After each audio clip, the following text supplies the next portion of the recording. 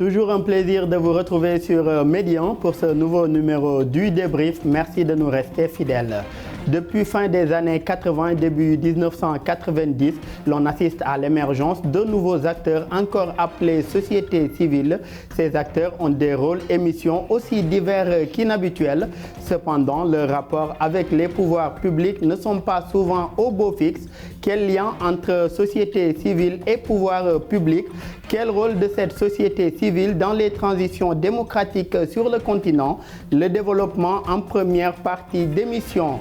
D'ailleurs, sur le continent africain, l'on assiste de plus en plus à un ferme engagement des États de prendre en charge eux-mêmes les questions de paix et de sécurité auxquelles ils sont confrontés, d'où l'initiative de la force africaine en attente pour faire face à la situation sur le continent.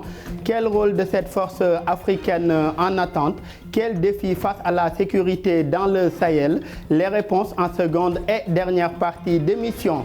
Et sur ce plateau, nous recevons Dr Moussa Diop. Vous êtes analyste politique et spécialiste en relations internationales. Merci d'avoir répondu présent à notre invitation. Merci pour l'invitation, Daouda. Et bonjour à tout le monde. Bonjour également à vous. En face de vous, M. Djibril Ning, vous êtes membre du GRADEC, qui est aussi de la société civile sénégalaise. Merci d'être avec nous. Merci Daouda et bonjour à Moussa. Très heureux de me retrouver toujours avec vous pour prendre part au débrief. Le plaisir est partagé, M. Ning. Dr Moussa Diop, les transitions démocratiques ont fait apparaître en Afrique des organisations de la société civile fortement inspirées du modèle occidental. Quelle analyse faites-vous aujourd'hui du rôle de la société civile dans la vie politique des États africains? Alors, la société civile, c'est cette instance qui est fortement engagée dans les problématiques des pays et puis du continent, mais c'est une instance qui doit rester à équidistance des partis politiques et qui permet aux citoyens, aux individus, de pouvoir s'exprimer, porter les problématiques auxquelles nous faisons face. Donc, ces sociétés civiles africaines doivent aujourd'hui s'inscrire dans une démarche de mettre en place une citoyenneté de transformation. C'est-à-dire une citoyenneté qui n'est pas seulement dans une démarche idéologique, etc., mais une citoyenneté qui est ancrée dans de la réalité, dans des prises de décision et une activité réelle et qui a des impacts sur la société. Et une activité réelle qui a des impacts sur la société. M. Ning, d'ailleurs, vous êtes de la société civile sénégalaise, donc vous faites partie de ce qu'on peut appeler ces nouveaux acteurs qui s'impliquent dans différents domaines. On peut citer la liberté d'expression, la défense de l'intégrité physique des personnes, la défense des droits civiques et entrer au droit de vote, l'égalité des personnes devant la justice, entre autres, mais aussi dans les réformes constitutionnelles, le dialogue politique, la mise en place d'une bonne gouvernance et le renforcement de la démocratie et de l'état de droit. Qu'en est-il aujourd'hui des résultats obtenus par cette société civile-là? Oui, par exemple, si on prend l'exemple d'un pays comme le Sénégal. Effectivement, ces résultats sont probants, aussi bien au Sénégal que dans les autres pays africains. Mais je dirais surtout au Sénégal. Il faut dire que d'abord, dans un premier temps, la société civile ou les sociétés civiles se sont battues, n'est-ce pas, pour contribuer à la réalisation des droits civils et politiques, c'est-à-dire la première génération des droits, qui avait du mal à se réaliser juste au début des indépendances. Aujourd'hui, c'est quasiment chose faite, même si ici et là, on peut trouver des imperfections, si bien que par la suite, dans les années 90, la société civile ou les sociétés civiles se sont plutôt intéressées aux droits économiques, sociaux et culturels, c'est-à-dire la deuxième génération des droits. Si vous prenez le cas du Sénégal, vous retrouverez la société civile sur les questions foncières, vous retrouverez la société civile dans les questions de pêche, dans les questions d'agriculture, sur les questions électorales, sur les questions de gouvernance, la lutte contre la corruption, etc. etc. Les questions de gestion de nos ressources extractives. De gestion de nos ressources, etc. Donc c'est les droits économiques, sociaux et culturels. Maintenant, il y a la troisième génération des droits, c'est-à-dire les droits à l'environnement, à la paix, au développement, etc. C'est la troisième génération. Et ça demande que la société civile fasse une rupture, fasse un changement de paradigme et une vision stratégique, n'est-ce pas, des changements à amener. Et au centre de ces changements, il me semble qu'il y a cette citoyenneté transformationnelle ou de transformation dont il parle tout à l'heure. Au Sénégal, en tout cas, les sociétés civiles. Comment y arriver? Comment la société civile pourrait contribuer aujourd'hui dans cette citoyenneté transformationnelle-là? Par l'éducation, la formation, surtout, par l'aide à la décision par rapport au pouvoir public, n'est-ce pas? Aussi par la réflexion, les éclairages, etc., les études, n'est-ce pas? Par la prévention, le travail d'alerte, de prévention, de sensibilisation, etc., etc. Le travail d'encadrement et d'assistance des populations dans plusieurs domaines. Voyez. Donc, il y a de façon variée, n'est-ce pas? La lutte contre la corruption, par exemple, tu vois, tous ces travers, n'est-ce pas, qui empêchent d'asseoir des bases solides à l'état de droit. Voyez. Disons tout à l'heure, pour revenir à ce que Moussa disait d'ailleurs tout à l'heure, faire en sorte que les transformations se traduisent dans la réalité. C'est qu'en réalité, les démocraties en Afrique, au Sénégal comme ailleurs, sont restées dans un cadre tout à fait institutionnel, ne sont pas sorties du cadre institutionnel.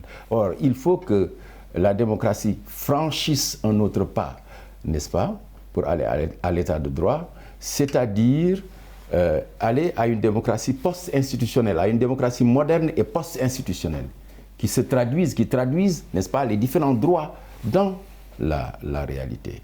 Ça, ce n'est pas le combat seulement de la société civile, c'est le combat de tous les démocrates.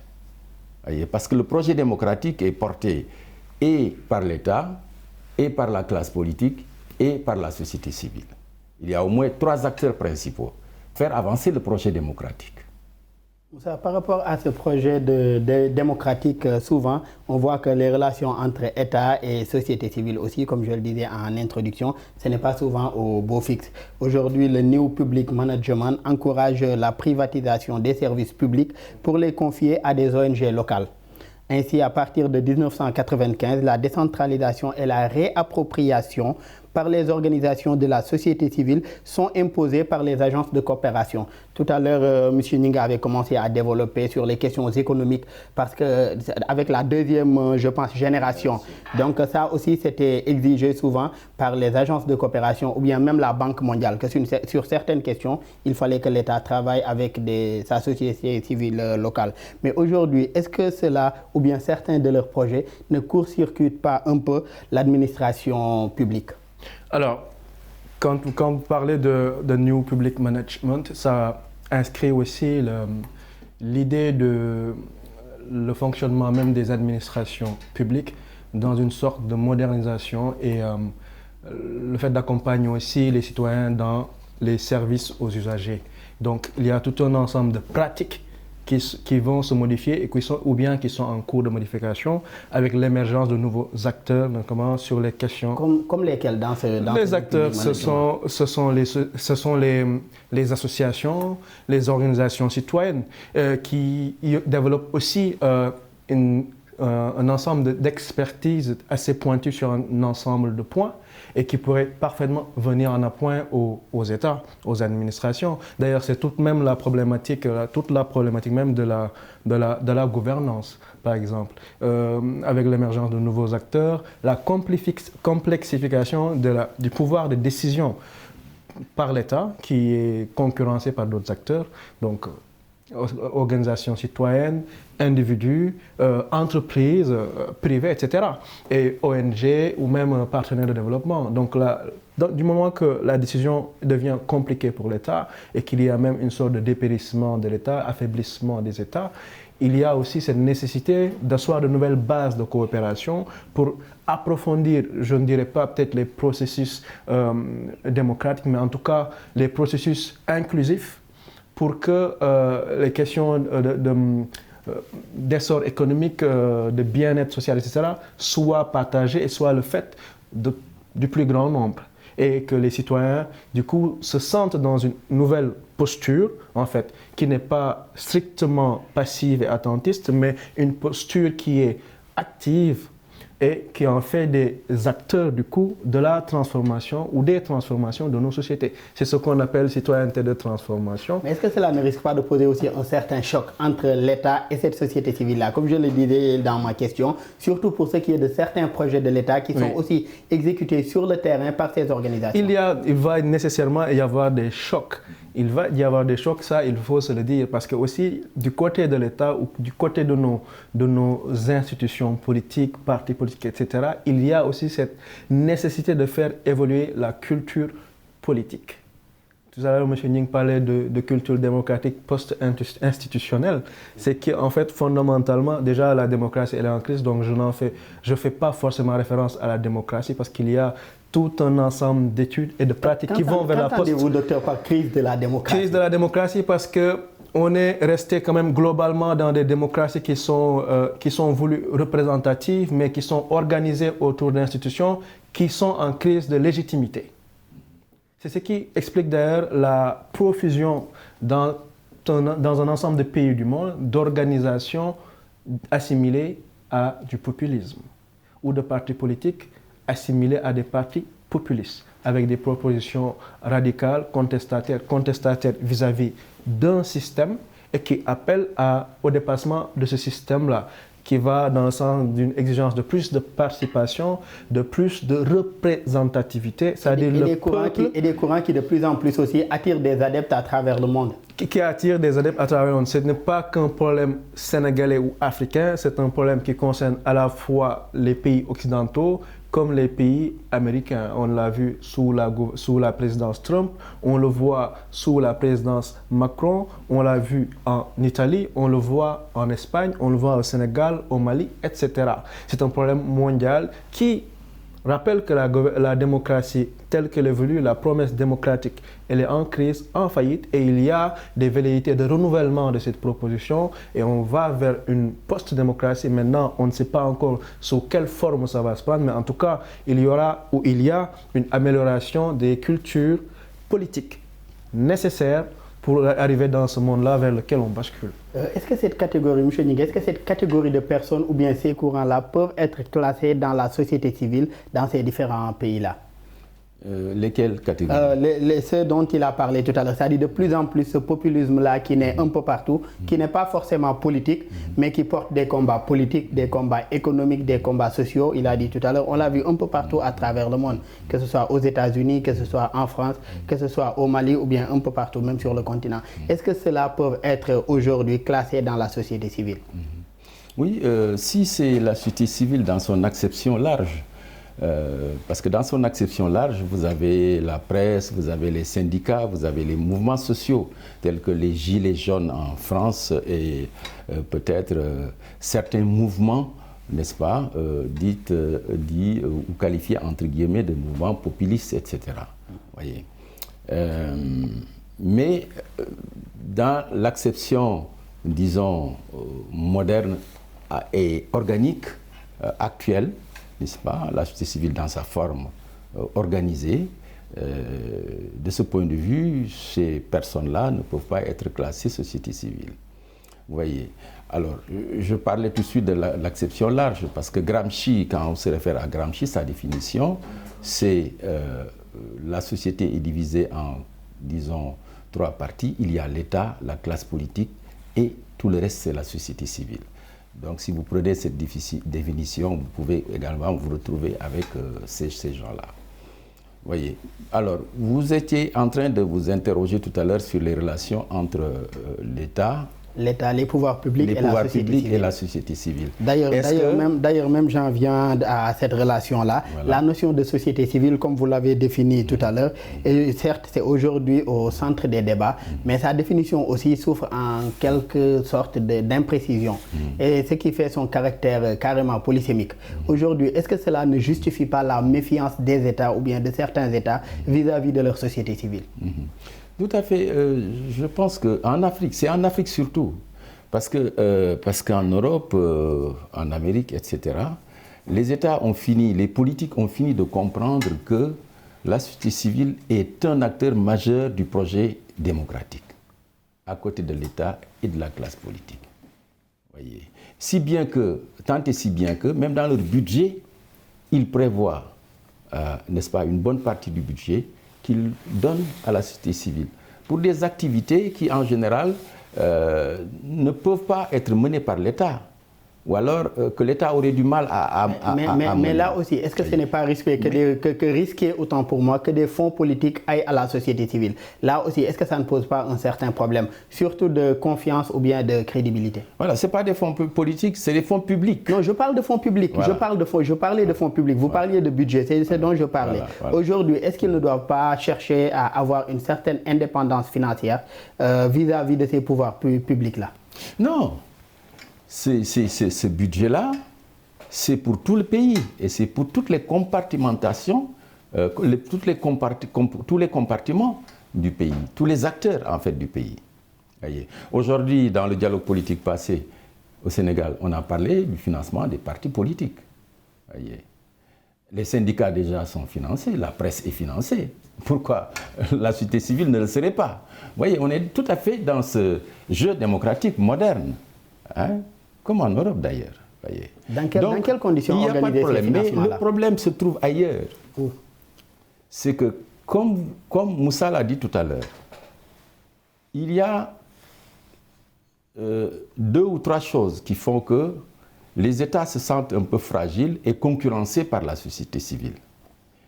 Il y a d'abord la crise de la démocratie représentative, qui fait que l'État se sent, disons, faible, limité, fragile, voyez, par rapport à tout son environnement, n'est-ce pas, tous les nouveaux acteurs qui viennent sur la scène et qui revendiquent un certain nombre de droits, de choses qui d'habitude relevaient de l'État de façon classique.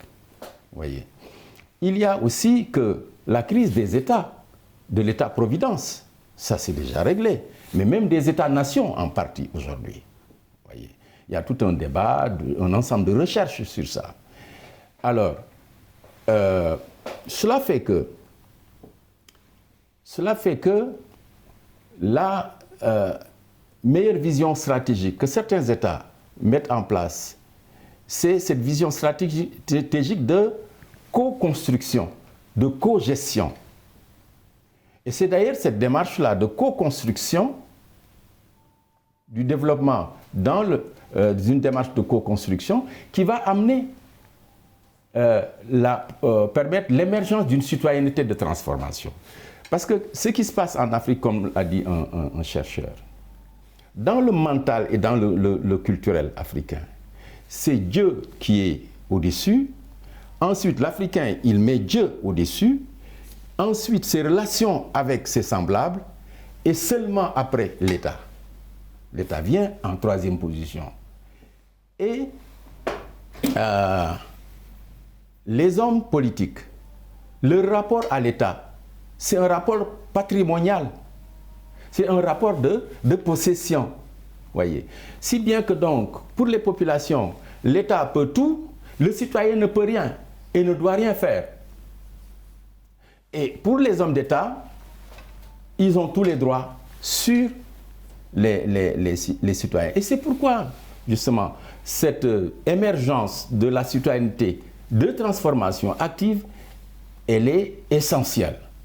Mais seulement dans une démarche stratégique, dans une vision stratégique de co-construction, surtout face à toutes ces crises-là qui sont en place, qui font que l'État est devenu impuissant et qu'un certain nombre d'institutions, la démocratie institutionnelle en tout cas, ne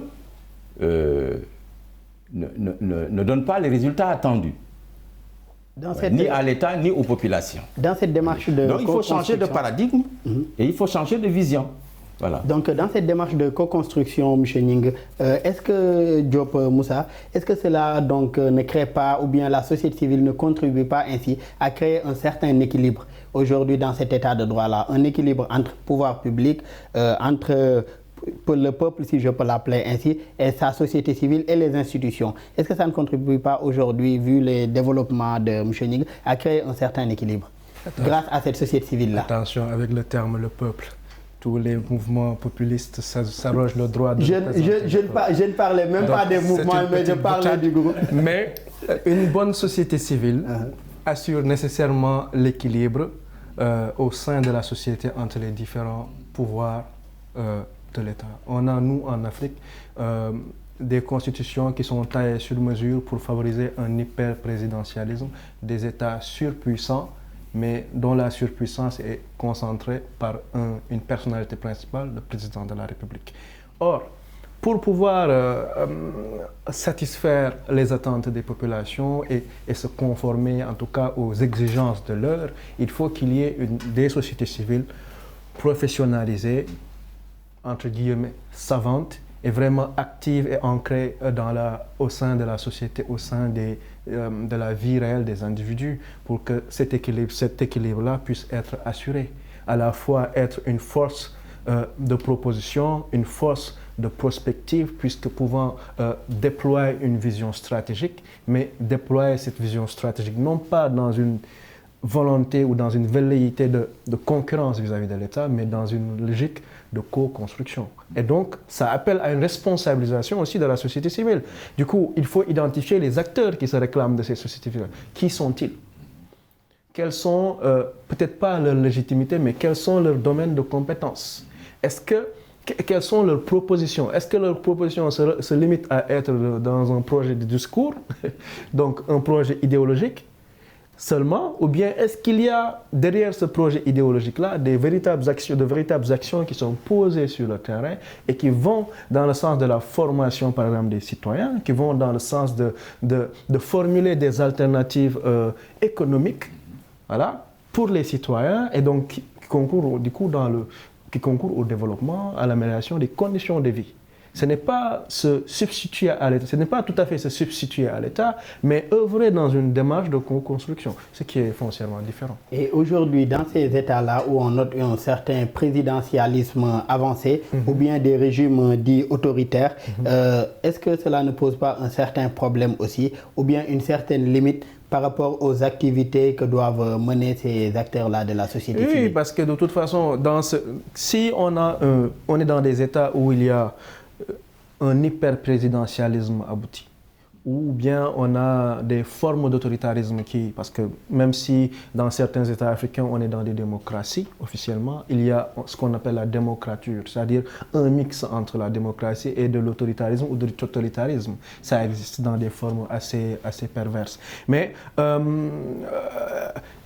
dans ces conditions-là, on peut avoir une méfiance institutionnelle vis-à-vis des sociétés civiles. Parce que c'est là d'ailleurs qu'on voit qu'on essaie de les accuser de recevoir des fonds ou un financement occulte venu de l'étranger, ou peut-être ce sont des organismes qui sont des bras armés d'États concurrents, etc., etc. Je pense que là, la solution de M. Ning pourrait être aussi une solution. Donc ça pose la question du financement, d'abord de l'identification de ces acteurs de la société civile, et puis du financement de cette société civile-là.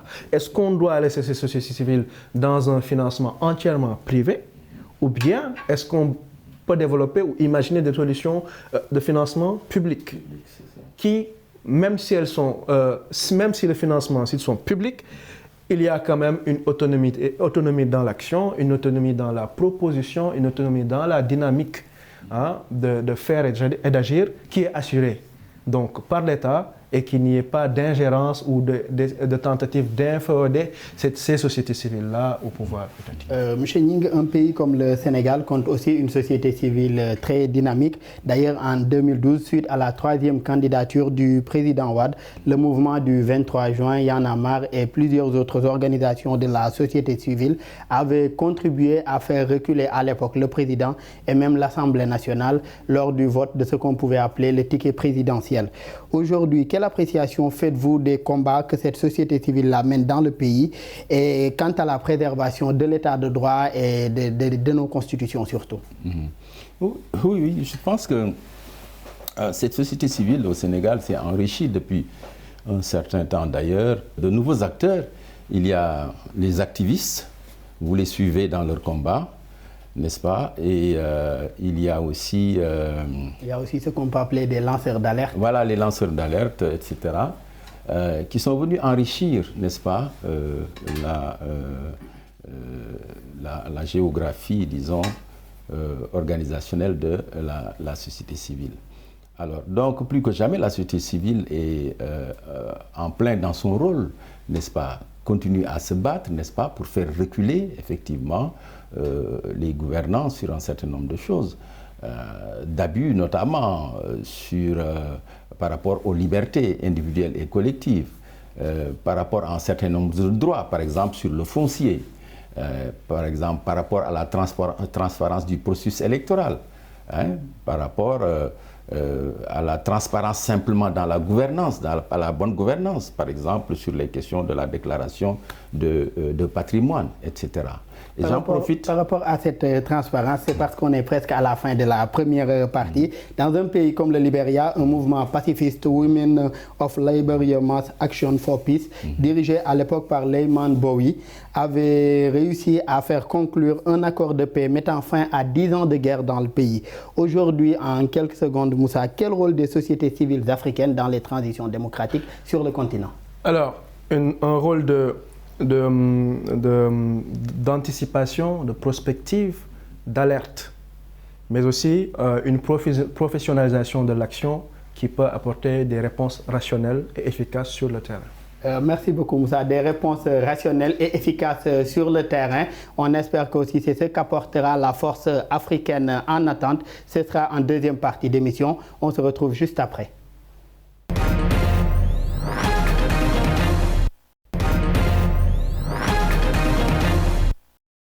De retour sur ce plateau de Médian dans la deuxième et dernière partie du débrief et je démarre avec vous, M. Djibril Ning. Le Conseil de paix et de sécurité de l'Union africaine dans l'architecture de paix et de sécurité en Afrique a mis sur pied une force africaine en attente pour mieux faire face à la situation sécuritaire sur le continent. D'ailleurs, la mise sur pied de cette force a été faite conjointement avec la création de l'Union africaine en 2002. Malgré l'inauguration en 2017 de sa base logistique à Douala au Cameroun, cette force africaine semble toujours en attente de naître. Aujourd'hui, est-ce que c'est par manque de moyens financiers juste ou bien il y a d'autres explications selon vous? Oui, effectivement, question essentielle, fondamentale, puisque une force qui est créée depuis 2002 et qui n'a été donc, disons, dont la base n'a été inaugurée qu'en 2017, donc 17 ans après, il faut dire qu'il y a sans doute des problèmes de fond qui se posent, tu vois, et qui font que cette force n'est pas encore opérationnelle, malgré le besoin réel et viscéral d'une force, n'est-ce pas, de défense et de sécurité au plan continental. Surtout face aux conflits notés un peu partout. Face aux conflits notés un peu partout, n'est-ce pas, au Mali et aux menaces d'ailleurs sécuritaires, terroristes, n'est-ce pas, des bandes criminelles, etc.,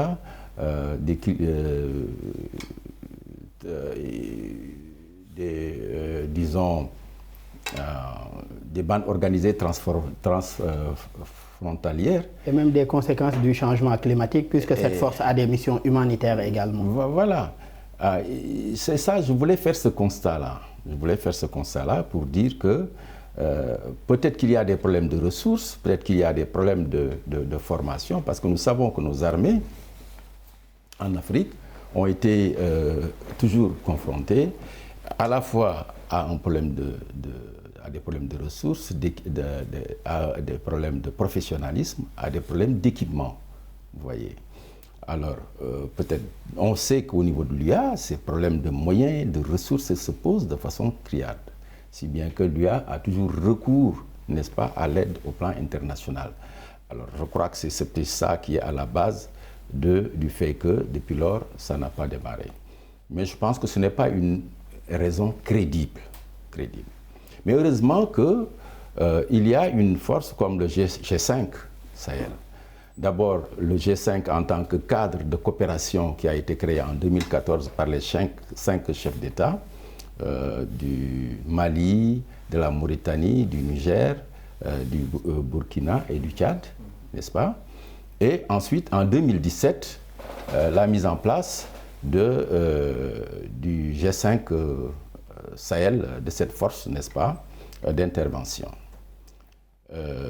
Heureusement qu'il y a ça et qui constitue un mécanisme assez léger, assez souple et qui a donné un certain nombre de résultats et qui heureusement a fait écho au plan international, au plan de la communauté internationale parce que confirmé et disons acté par cette résolution 2391 des Nations Unies, n'est-ce pas, et par l'Alliance Sahel des 25 portés par l'Allemagne, la France, n'est-ce pas, au plan européen, n'est-ce pas, portés sur le plan financier et sur le plan des ressources et de la formation par 25 pays européens, etc. Alors, heureusement qu'il y a aussi d'autres forces à côté même du G5 Sahel. On peut citer aussi la force conjointe d'Afrique australe qui intervient par exemple dans un pays comme le Mozambique qui commence aujourd'hui aussi à faire face à cette menace terroriste. Il y a également l'autre force conjointe qui a été initiée par le Tchad entre le Nigeria, le Tchad, le Cameroun et les autres pays qui ont ces frontières-là en commun pour également faire face à ces menaces-là qu'ils ont en commun. Oui, on en revient même à ces forces-là sous-régionales. On reste avec ces forces sous-régionales et c'est pour interpeller Dr Moussa Diop. Cette force africaine en attente a été prévue dès la constitution, comme je l'ai dit, de l'UA.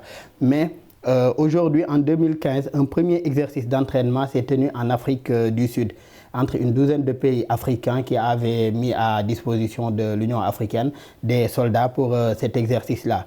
Mais depuis lors, rien. On avait espoir que les choses n'allaient pas tarder peut-être à être opérationnelles, mais depuis lors, il n'y avait rien. C'était juste la première réaction, en tout cas opérationnelle sur le terrain, même si c'était un entraînement. Aujourd'hui, faut-il d'abord articuler, comme les exemples qu'a donné tout à l'heure M. Ning, faut-il d'abord articuler les forces au niveau sous-régional avant de tendre vers cette force africaine en attente-là, selon vous? Alors, c'est vrai que l'existence de plusieurs forces africaines dans le continent peut laisser penser à une sorte de cacophonie, cacophonie interventionniste sur le plan de la sécurité. Et donc c'est vrai qu'il faudrait aussi songer à une organisation, une mise en cohérence au plan régional, sous-régional d'abord, avant de monter vers une force continentale qui de toute façon pose d'abord dans sa mise en œuvre des problèmes de ressources. Parce que quand on est dans un continent, même si les terres africaines sont très riches, que nos pays génèrent beaucoup d'argent, on a un problème de gouvernance qui fait qu'on fait face à de la corruption. Donc l'argent public, souvent détourné, ne va pas dans les domaines qui sont initialement dévolus. Donc il faut effectivement penser à des convergences d'abord sous-régionales, une convergence qui est beaucoup plus légère à mettre en œuvre finalement, parce qu'on est dans des formes de réponse déjà ciblées, et puis dans des zones qui sont culturellement peut-être plus uniformes, plus homogènes, et où il y a une communauté de frontières qui fait que voilà, la convergence peut être plus facile. Et ça, quand même, il faut d'abord une volonté politique, une vision prospectiviste qui traverse le temps long, pour mettre en œuvre vraiment ces convergences-là et qui peuvent apporter des réponses ponctuelles. Est-ce qu'on n'a pas eu ce temps-là? De 2002 à bientôt 2022, c'est bientôt 10 ans. Est-ce qu'on n'a pas eu tout ce temps-là aussi, ce temps long? puisque l'initiative de la force date de 2002. Oui, je veux dire, le temps long, c'est une vision qui transcende son propre temps, en fait. C'est-à-dire que les présidents, ce qui nous manque ici en Afrique, c'est plutôt un leadership fort.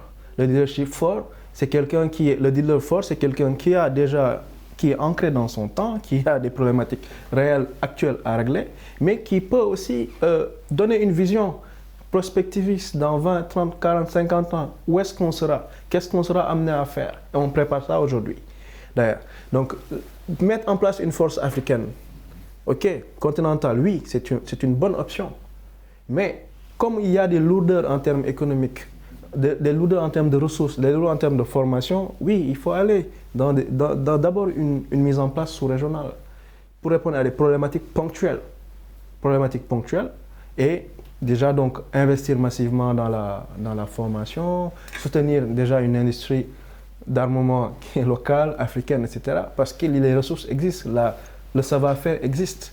Donc comme ça nous permet de répondre pour la question de l'armement, pour la question des ressources techniques, et aussi compter sur une compétence interne, endogène, sur le plan de la formation de nos militaires. Ce qui fait qu'on a des armées avec un recrutement basé sur des compétences, sur un savoir, une connaissance stratégique des problématiques, et aussi une industrie de l'armement typiquement africaine. Et par rapport à cela, d'ailleurs, cette force devrait compter aux environs de 20 000 hommes répartis dans 5 brigades disposant chacune de son propre commandement, ce qui correspond aux 5 blocs politico-économiques que compte le continent, à savoir l'Afrique du Nord, l'Afrique de l'Ouest, centrale, australe et l'Afrique de l'Est. Aujourd'hui, que pensez-vous de cette architecture prévue pour la force en attente et comment trouver aujourd'hui le juste équilibre entre ces réalités régionales et une ambition continentale? Alors, ça demande toujours cette problématique du dépassement, en fait. Du dépassement et de la volonté de céder une part de sa souveraineté vers l'intégration africaine. Parce que cette force africaine en attente pose véritablement la question de l'approfondissement de l'intégration africaine. Parce qu'on va vers un monde où, qu'on se le dise, les États vont disparaître, où leur existence va être compromise. Donc, il faut aller vers la construction de blocs forts qui puissent peser au niveau international et qui en même temps peuvent apporter des réponses en interne. Et donc, il y a cette nécessité de l'intégration africaine. Peut-on citer à cet effet l'exemple de l'Union européenne, par exemple? L'Union européenne, même si elle n'est pas encore arrivée à un degré d'intégration une fédération maximum qui va vers une fédération, on a quand même une souplesse dans l'action qui permet de donner des réponses ponctuelles et qui permet d'ailleurs de penser, de proposer, de programmer justement par rapport au changement, au bouleversement qui secoue le monde. Comment on arrive, M. Gningue, comment en arriver aujourd'hui à ce niveau d'intégration-là entre les États? Parce que cette question de l'intégration aussi a été développée bien avant par les pères fondateurs. Aujourd'hui, en 2021, on en est encore à ce débat. Selon vous, comment en arriver à une réelle intégration? Oui, c'est simplement qu'il faut aller vers une supranationale. Et non pas à une organisation interétatique. Parce que ce qu'on a là, l'UA, c'est une organisation interétatique. Voyez, c'est une agrégation d'États qui sont là. C'est pourquoi souvent les gens d'ailleurs l'assimilent à un syndicat de chefs d'État. Au lieu que ce soit une supranationale qui nécessairement pose la question, comme l'a dit Moussa, d'un délaissement, d'un dépassement, d'une bonne partie de sa souveraineté au bénéfice de l'unité continentale. Si ça n'existe pas, pour que des décisions puissent être prises sans qu'on ait besoin de se référer chaque fois au chef d'État pris individuellement. Voyez. Parce que c'est ça l'avenir, comme il dit tout à l'heure. Il faut s'inscrire dans une dynamique prospective. Parce que les États individuels vont disparaître. On va aller vers des blocs d'États, régionaux ou sous-régionaux. Alors, autant s'inscrire dans cette dynamique-là dès maintenant. Et c'est ça qui permettra, si vraiment on va vers une supra qui a de l'autonomie et de l'indépendance par rapport aux États individuellement, à partir de ce moment, il sera possible de bâtir une force africaine en attente véritablement opérationnelle. Et bon, ça pose des problèmes de formation, comment mutualiser les écoles de formation. Au lieu d'avoir 6, 7 ou 10 écoles de formation militaire, n'est-ce pas, en Afrique, ne faut-il pas en avoir dans chaque sous-région une grande école et où les États, au niveau desquels les États mutualiseraient leurs moyens pour avoir l'expertise qu'il faut, pour avoir l'équipement qu'il faut, pour avoir les ressources qu'il faut, etc. Vous voyez. Alors, en dehors de ça, il sera extrêmement difficile. Et ça, si l'UA le fait, non seulement on disposera de cette force africaine continentale, mais cette force africaine continentale pourra être articulée à d'autres unités de défense comme le G5 Sahel, comme celle qui existe au niveau de l'Afrique centrale et au niveau de l'Afrique de l'Est, n'est-ce pas?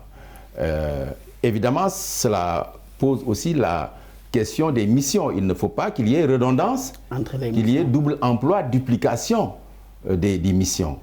Il faut que les missions soient partagées et complémentaires. Il faudrait qu'à ce moment-là, les différentes forces travaillent sur la base de la subsidiarité, c'est-à-dire de la complémentarité et non de la duplication, de la mutualisation également. Et on reste avec cette question de renforcement de capacité et cette question également de ressources. Une organisation comme l'Union européenne a versé près de 2,7 milliards d'euros depuis la création de la Facilité pour la paix en Afrique en 2004.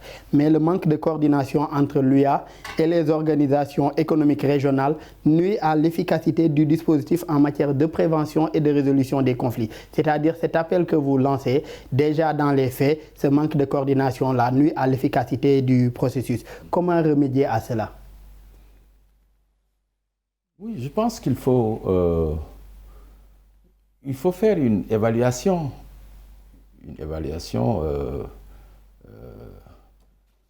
ex ante, comme on dit, pour avant de s'engager, d'aller trop loin dans l'action, il faut faire une évaluation de l'état de la situation. Avec des sachants, n'est-ce pas, dans ce domaine, faire un appel à candidature peut-être pour avoir les personnes les plus... à miser aussi dans la recherche en amont. Voilà, il faut miser sur ça, dans la recherche en amont. Et à partir de ce moment, je pense un certain nombre de pistes, de solutions pourront être trouvées, autour desquelles les politiques pourront siéger pour décider, parce que la décision leur appartient. Mais on risque de se retrouver dans le cas du chat qui a mordu sa queue, comme il disait tout à l'heure. Parce qu'on va retourner toujours aux politiques à qui la décision finale revient. Même si en amont, on fait la recherche. Il faut dire en Afrique, d'ailleurs, toutes les recherches, la plupart ont été menées. Mais notre problème, c'est que la décision finale, elle est prise par les politiques. Or, les politiques ne décident pas sans voir comment sauvegarder leurs propres intérêts. Et c'est à ce niveau que se situe aussi le blocage. L'Organisation des Nations Unies, Moussa, a reconnu à travers son Conseil de sécurité que l'absence de ressources prévisibles et durables constitue un obstacle aux efforts de paix de l'Union africaine. Aujourd'hui, quelle devrait être la contribution des Nations Unies, dont tous les pays africains sont membres? Quelle devrait être aujourd'hui sa contribution, les Nations Unies, dans ce sens-là, pour l'opérationnalisation de la force africaine en attente? Alors, poser une question sur la contribution des Nations Unies me rend parfois triste, mais parfois me fait rire, parce que quand même, voilà une organisation qui est déséquilibrée dans son fonctionnement, où la part des États africains est extrêmement faible, la part d'influence, la capacité d'action. Donc, est-ce que cela ne s'explique pas aussi par l'origine même de sa création après la Seconde Guerre mondiale? Voilà, donc c'est déjà une institution qui est à réformer, profondément à réformer, puisqu'elle n'a pas non plus sa part de représentativité et sa part d'équité. Donc du coup, oui, une contribution des Nations Unies. À quelle échelle, à quelle fin, Pour quelles répercussions pour les intérêts strictement? Si le Conseil de sécurité est réformé, peut-être. Il faut une réforme de toute façon de cette institution, voilà, de cette institution ainsi que les institutions qui sont liées, pour que tous les États... Est-ce qu'un siège de membre permanent au Conseil de sécurité pour le continent africain pourrait faire changer la donne? Puisque c'est un combat aussi qui est mené depuis des années. Mais en fait, tant que les Nations Unies est contrôlé par un certain nombre d'États qui financent son fonctionnement, qui ont un droit de veto. Qui ont un droit de veto, etc. C'est pourquoi je parle d'un siège permanent. Parce qu'aujourd'hui, si l'Afrique, ce combat-là qui est mené pour un siège permanent au Conseil de sécurité, si l'Afrique en disposait, c'est-à-dire au nom de toute l'Afrique, si on disposait de ce siège permanent-là, ça reviendrait aussi à avoir ce droit de veto-là. Oui. Comme les 4 autres membres ou bien les 5 autres membres. Un siège permanent au nom de l'Afrique, mais au nom d'une Afrique qui soit unie, au sein de laquelle il y a déjà une convergence politique, une convergence de vision politique pour une Afrique, malgré toutes les différences qu'il peut y avoir en Afrique, mais une Afrique unie autour d'intérêts. Et pour le moment, cela fait défaut. Voilà. Monsieur Nying, j'en viens à vous. Le concept RECAMP, renforcement des capacités africaines de maintien de la paix, a été initié, développé et piloté par la France depuis 1994 en direction des pays africains. Donc bien avant même la mise sur pied de la force africaine en attente, et qui désire, l'objectif était d'assurer eux-mêmes, c'est-à-dire les pays africains, la sécurité sur le continent sous l'égide de l'ONU et de l'Union africaine. Que vous inspire de telles initiatives étrangères? Oui, l'initiative en soi, elle est bonne, puisqu'on ne peut pas nous-mêmes la mener. On se retrouve dans l'incapacité de la mener. Cette question de formation, elle est vitale, elle est fondamentale, parce que je le signalais tout à l'heure que la plupart de nos armées manquaient de professionnalisme, etc., manquaient de formation donc. Mais en réalité, nous sommes rattrapés. L'Afrique est en train de faire aussi beaucoup d'avancées et de pas. Mais nous sommes rattrapés par notre histoire. Il y a le substrat historique de nos armées. La plupart de nos armées ont été composées sur la base d'un socle d'armées de libération ou d'armées ayant mené la guerre civile pour libérer le pays ou d'armées qui faisaient partie de l'armée coloniale et qui est restée. Voyez. Sur cette base-là, l'esprit de ces armées-là, et plutôt, je veux dire, qu'ensuite, il y a eu toute cette phase de parti unique, de la pensée unique, où ces armées ont été employées à sauvegarder les intérêts des États et à sauvegarder les intérêts des régimes. Voyez. Par conséquent, ces armées sont confrontées à un changement de paradigme aujourd'hui pour assurer la sécurité, non seulement intérieure, mais extérieure du continent. Cela demande donc tout un renforcement de capacité, tout un dispositif de formation. Est-ce que cela ne renvoie pas même à une réforme ou bien à ce qu'on tende vers une réforme de certaines de nos armées pour s'adapter à l'ère du temps? Tout à fait, à part l'armée du Sénégal, de l'Afrique du Sud, du Botswana, qui sont à niveau, toutes les autres armées sont à mettre à niveau. Toutes les autres armées sont à mettre à niveau et c'est d'ailleurs l'objectif pour échanger sur ces questions de paix et de sécurité. C'est l'objectif du Forum international de Dakar sur la paix et la sécurité. Aujourd'hui, cette question de l'opérationnalisation de cette force africaine en attente, d'ailleurs, fait partie des thèmes discutés lors d'un atelier. Selon vous, quelle solution pour l'effectivité du déploiement de cette force africaine ou bien de cette force continentale? Il y a nécessairement la question de la volonté politique, la question des ressources économiques, l'armement, mais surtout la formation des forces qui vont composer cette armée-là. Quand je dis formation, c'est d'abord l'harmonisation des doctrines militaires qui sera liée à une vision politique de l'Afrique. On est une armée au service de l'Afrique. Donc ça a des conséquences sur les doctrines militaires. Ça a des conséquences sur la formation.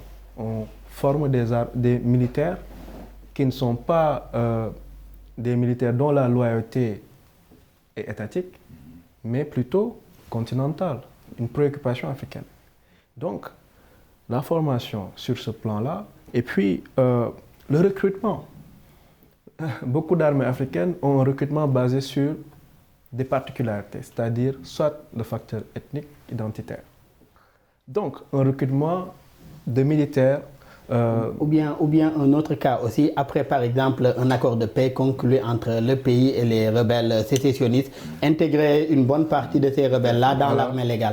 Par mesure de justice transitionnelle. Voilà. C'est ça. Donc intégrer tous ces rebelles dans l'armée conventionnelle et on passe sous le silence donc toutes les exactions qui ont été commises. Et est-ce que cela ne pose pas aussi un autre problème au sein de ces armées même? Oui, ça pose un problème au sein des armes parce qu'il faut quand même, dans une structure, il faut qu'il y ait un niveau d'identification abouti pour permettre aux personnes, aux individus qui sont dans ces structures de se dire nous appartenons à un organisme, nous appartenons tous à un organisme au même titre. Nous n'y sommes pas en tant que Malinké ou en tant que Wolof ou en tant que Sénégalais, nous sommes en tant qu'Africains. Donc il y a un niveau d'identification supérieur. Donc ça aussi, c'est la formation. C'est le recrutement. D'accord? Et donc tout cela arrimé à une vision politique de ce que c'est que l'Afrique.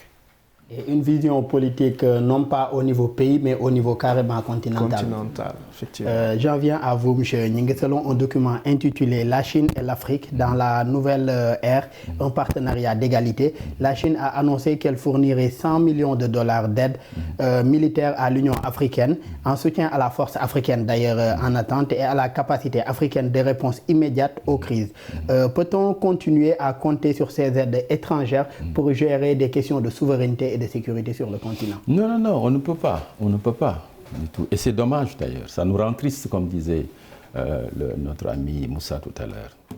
Parce que cela est dû principalement à ceci, au fait que justement ces transitions démocratiques se déroulent sur fond de transition politique entre les indépendances formelles et la souveraineté. Il y a cette transition politique dont nos États ont du mal à sortir depuis 50-60 ans. Transition entre l'indépendance formelle et la souveraineté, ou bien les souverainetés dans différents domaines.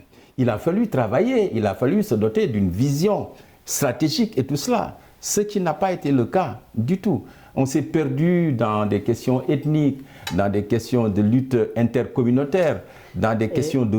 Et cela se note même au niveau des cours africaines, que ce soit la cour de la CEDEAO ou bien la cour africaine des droits de l'homme. Souvent, les décisions que rendent ces cours-là ne sont pas respectées ou suivies par les États. Ouais. Et ça pose encore le niveau d'intégration, même au sein de ces institutions. Tout à fait.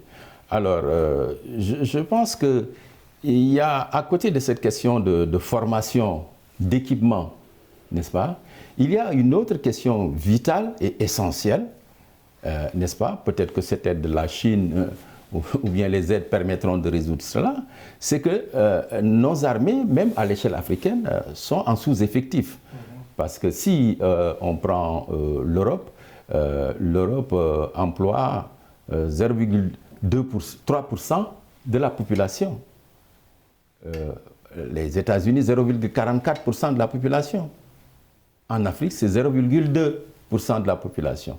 Voyez, donc, le nombre de personnes qu'on emploie, qu'on prend et qu'on engage dans nos armées n'est pas si important, nombreux, substantiel que ça. Il faut aussi aller vers, n'est-ce pas, un renforcement véritablement des effectifs. Aller vers un renforcement des effectifs. On espère que aussi cette force africaine en attente sera opérationnelle pour bientôt. Malheureusement, nous en sommes à la fin de cette émission. Je rappelle que nous recevions M. Djibril Nyingue, membre du GRADEC, une organisation de la société civile sénégalaise. Merci d'avoir été avec nous. Merci Daouda. Merci également Dr Moussa Diop, analyste politique et spécialiste en relations internationales. Merci également à vous. Merci Daouda. À la prochaine. Merci également à l'équipe technique qui a facilité la préparation de cette émission et merci à vous de nous avoir suivis. Très bonne suite de programme sur nos antennes.